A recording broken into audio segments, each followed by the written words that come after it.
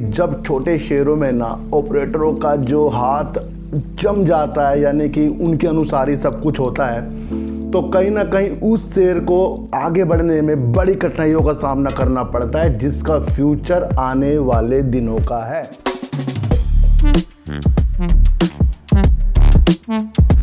नमस्कार, मैं स्वागत करता हूं आपका अपने ही चैनल में, जिसका नाम है डीप सर्च 6। और आज बात करेंगे सर JSW एनर्जी की, और बात करेंगे सर सुजलॉन एनर्जी की।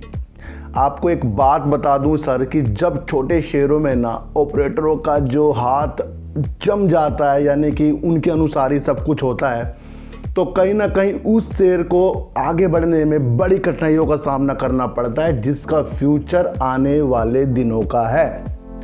अब सुजलॉन एनर्जी का जो फ्यूचर है वो आने वाले दिनों का है और अभी का भी है, क्योंकि वर्ल्ड और इंडिया इस क्षेत्र में आगे की तरफ बढ़ रहा है। लेकिन शेयर प्राइस ही सुजलॉन एनर्जी का आगे नहीं बढ़ रहा है। आपको ये भी पता है कि इंडिया के साथ साथ ये अदर देशों में भी अपना कारोबार ये कंपनी करती है। इसका मतलब ये कंपनी में जान है, और इसी अभिलाषा के तौर पर हम सब ने इसके अंदर अपनी दृष्टि बना रखी है। लेकिन आपको एक चीज़ बताऊं सर, कि आपने कभी फिल्म देखी होगी पुरानी, अब तो नहीं होती ऐसी बातें कि ये मेरा इलाका है, इस इलाके में कैसे आए हो। जब तक के सर इलाका रहेगा ना, यानी कि किसी का किसी के ऊपर दबदबा रहेगा ना, तो वो तो उसके अनुसार ही चलने वाला है। तो यही कारण है कि सुजलॉन एनर्जी में जान है, लेकिन इलाका तो इसका बड़े बड़े पैसों वालों का है, जो इसके अंदर अपने अनुसार ही इस शेयर को चला लेते हैं, यानी कि जिसको लोग कहते हैं ऑपरेटर। अब देखा तो है नहीं किसी ने ऑपरेटर, बस ये कहते हैं कि जो ज़्यादा पैसा लगाता है वो ही ऑपरेटर बन जाता है। तो ये भी कारण है इसके आगे ना बढ़ने के लिए। लेकिन एक दिशा जो हमें ये दिखा रहा है JSW एनर्जी, वो ये दिशा दिखा रहा है कि आने वाले समय में JSW किस तरीके से विंड टरबाइन और सोलर के क्षेत्र में आगे बढ़ता जा रहा है।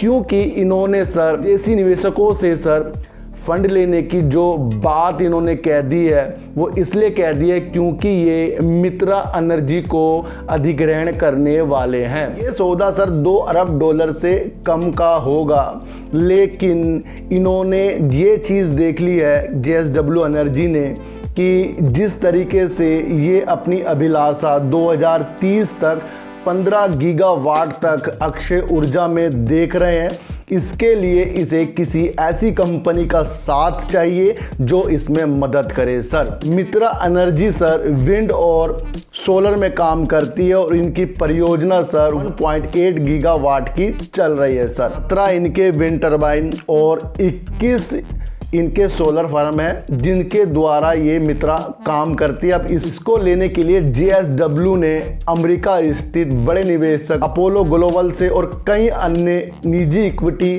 फंडों से बात करनी इन्होंने शुरू कर दी है।